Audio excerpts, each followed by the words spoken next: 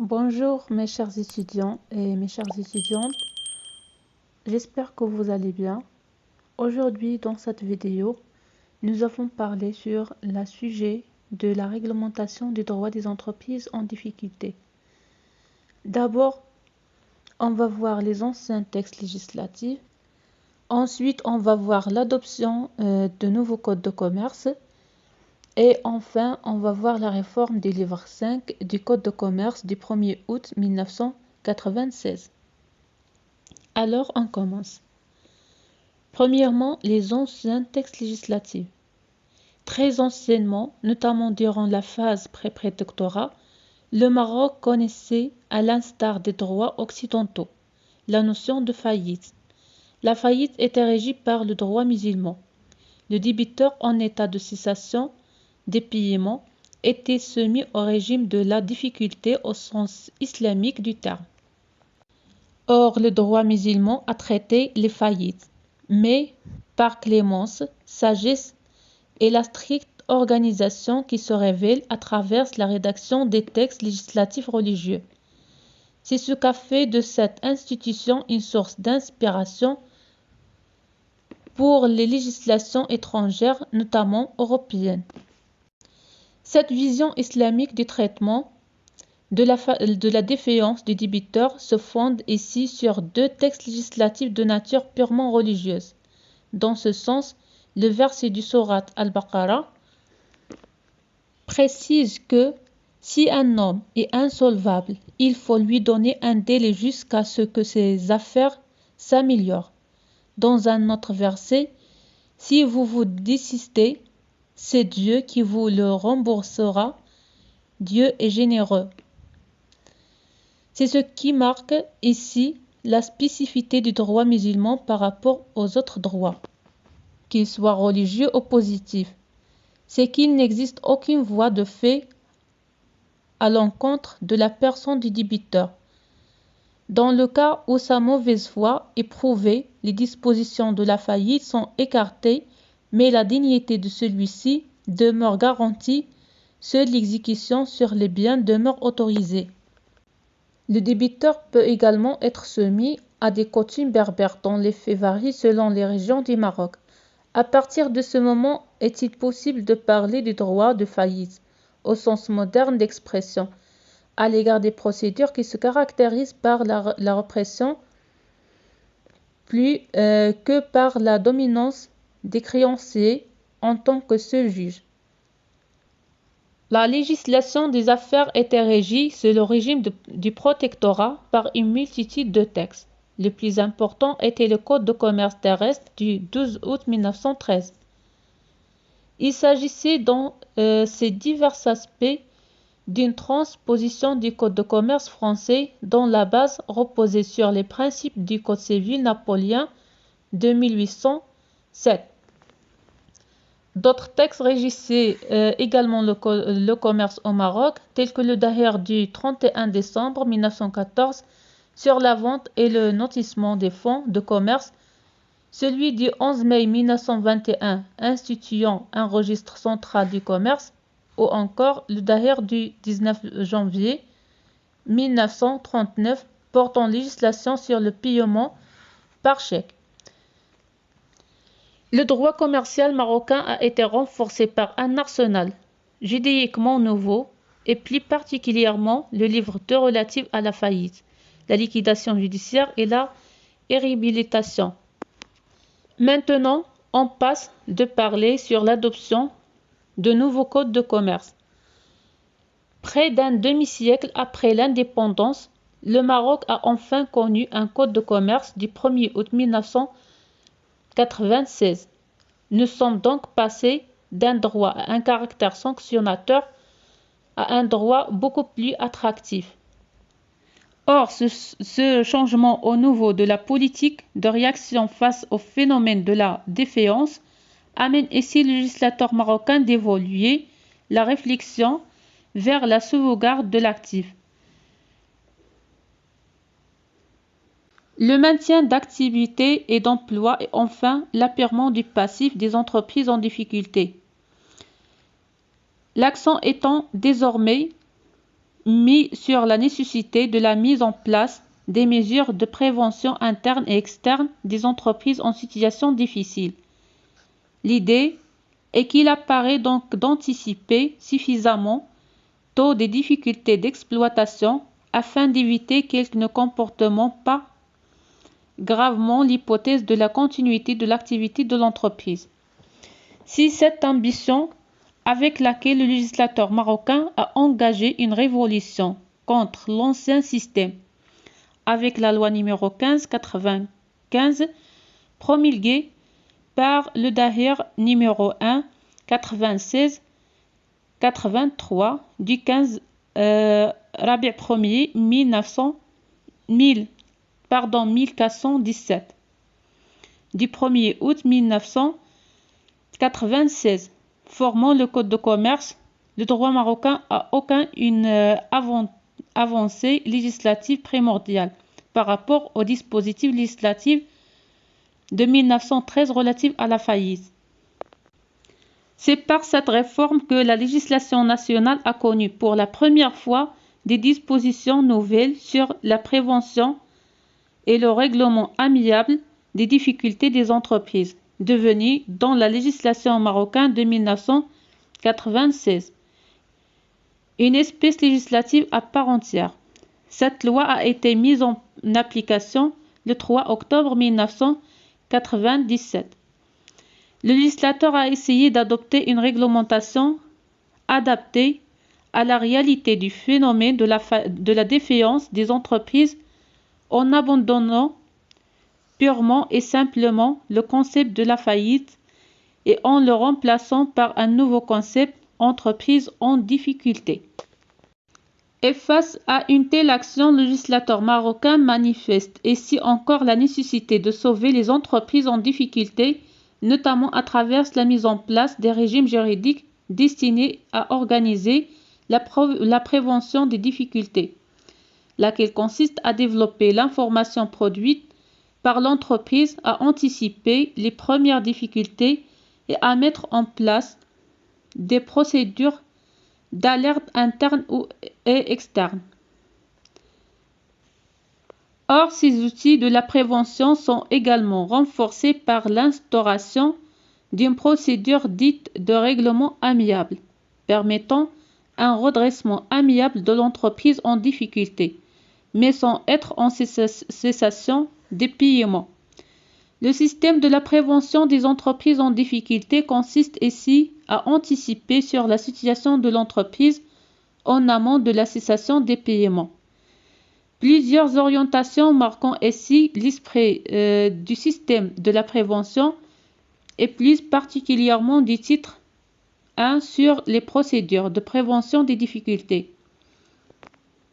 Premièrement, permettre à des organes d'alerte interne, commissaires aux comptes, associés et externes président du tribunal, de déclencher une procédure d'alerte en invitant les dirigeants des entreprises d'envisager des mesures de redressement dès lors qu'ils découvrent des faits ou des difficultés de nature à compromettre la continuité d'exploitation.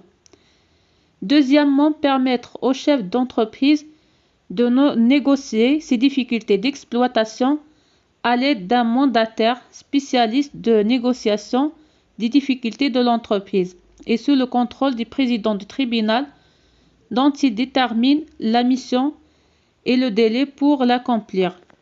Et enfin, permettre aux débiteurs de traiter contractuellement avec ses créanciers les moyens de redressement amiable des difficultés de l'entreprise à l'aide d'un conciliateur et sous l'égide du président du tribunal, son pouvoir juridictionnel.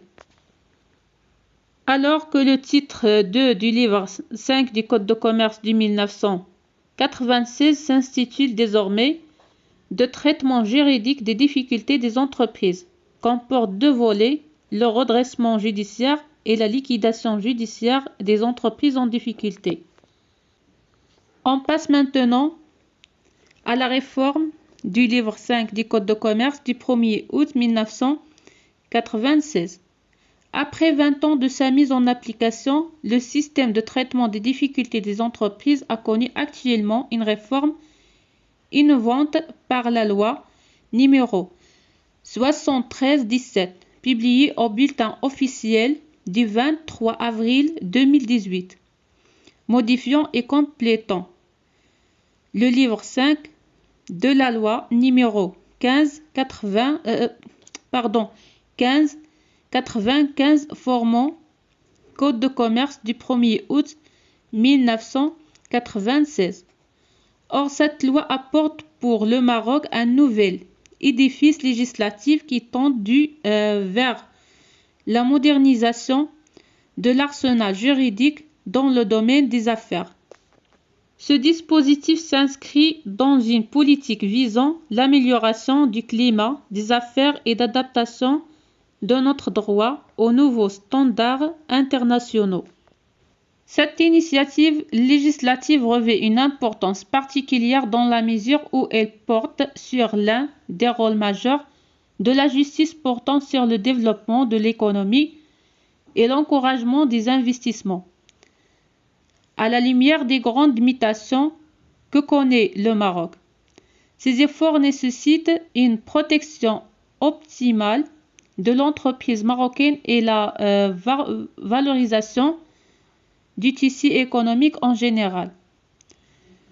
Or, il y a également souligné que cette démarche s'inscrit dans le cadre du programme gouvernemental au titre de la législature 2016-2021 et d'une stratégie générale visant à développer l'entreprise marocaine et à renforcer sa compétitivité à travers une série d'initiatives et textes, dont le projet de loi numéro 88-17 relative à la création et l'accompagnement des entreprises par voie électronique. L'importance de cette loi émane aussi du fait qu'il est considéré comme un outil d'évaluation de l'incite de l'amélioration de l'environnement des affaires, sur la base d'une étude comparative des dispositions législatives liées aux difficultés de l'entreprise. A-t-il ajouté, déplorant le recul du Maroc dans le classement mondial en passant de la 67e place en 2011 aux 137e place en 2017. Cette régression est due à la révision de la plupart des pays du monde de leur législation relative aux difficultés de l'entreprise, tandis que le Royaume a enregistré un retard pour réformer les textes y afférents. La poursuite de la modernisation du système juridique dans le domaine des affaires constitue un chantier qui revêt une importance stratégique pour le Maroc, en insistant sur la nécessité de mobiliser davantage d'énergie en la matière, en vue d'assurer la réussite de ce chantier et de consolider la position du Royaume en tant que plateforme d'attrait des investissements et un pôle de développement. Ce qu'amène ici le législateur d'évoluer vers la mise en place d'un arsenal juridique transparent et capable d'immuniser toutes les transactions commerciales et les protéger contre les risques liés au monde des affaires. Il a en outre insisté sur la nécessité de mettre en œuvre cette vision stratégique à travers cette loi modifiant et complétant le livre 5 du Code de commerce de 1996 selon une approche participative en vue de mettre en place les mécanismes juridiques nécessaires au soutien de l'entreprise en difficulté financière, économique ou sociale. Cette loi vise aussi, premièrement, à offrir un environnement juridique sain et propice aux investissements et aux justiciables. Deuxièmement, à répondre aux attentes du consommateur national et étranger en matière d'efficacité, de célérité et de confiance à l'égard de la justice. Troisièmement, à accompagner la croissance économique nationale et internationale. Et enfin, et à drainer davantage d'investissements dans un contexte de concurrence acharnée. La nouvelle loi offre un arsenal juridique solide et souple à la fois et instaure une nouvelle politique de la bonne gouvernance, notamment dans la gestion et l'anticipation précoce des difficultés, avant l'intervention de la justice qui aboutit généralement à la liquidation judiciaire. Le texte a également pour but de mettre en place une nouvelle procédure de sauvetage, qui sans que l'entreprise ne soit en état de cessation de paiement, peut bénéficier du dispositif légal des entreprises en difficulté, à condition que le chef de l'entreprise prend l'initiative de demander le déclenchement de cette procédure avec présentation d'un plan de sauvetage. L'objectif de cette procédure vise essentiellement à surmonter les difficultés auxquelles est confrontée l'entreprise afin d'assurer la continuité de ses activités et d'effectuer un diagnostic précoce de ses contraintes. Elle permet au chef de l'entreprise de prendre les décisions adéquates pendant la procédure de sauvetage d'une manière volontaire sans avoir recours au syndicat. Cette loi tend aussi à développer les procédures de prévention des difficultés en mettant en place de nouveaux mécanismes pour encourager l'entreprise et les créanciers à s'engager de manière effective dans la procédure de conciliation et à faciliter le financement de cette procédure, tout en accordant le droit aux actionnaires de recouvrer leurs créances avant les autres parties, tandis que les créanciers non couverts par l'accord doivent être informés des nouveaux délais accordés par le président du tribunal conformément à la loi. En outre, le texte confère au président du tribunal la compétence de constater la non-exécution par l'entreprise et ses engagements et de résilier l'accord conclu entre les créanciers et l'entreprise par une décision qui ne peut faire l'objet d'aucune voie de recours sans recourir à la procédure de résiliation conformément aux règles générales. Enfin, cette initiative législative vise également, premièrement, à renforcer la procédure de redressement, deuxièmement, à rééquilibrer les pouvoirs entre le chef de l'entreprise et les créanciers, troisièmement, à augmenter l'efficacité de la procédure de la liquidation judiciaire et enfin à réviser les dispositions générales applicables aux procédures de redressement et de liquidation judiciaire liées au règlement des créanciers et aux voies de recours et améliorer les performances des intervenants. Or, le droit des entreprises en difficulté est considéré à la fois comme un droit préventif et un droit curatif. Avec la réforme de 2018, on dira ici encore que le droit des entreprises en difficulté acquiert aussi une fonction de sauvetage. Cette procédure dite de sauvetage, mais de nature aussi préventive, se situe entre la phase préventive et celle curative.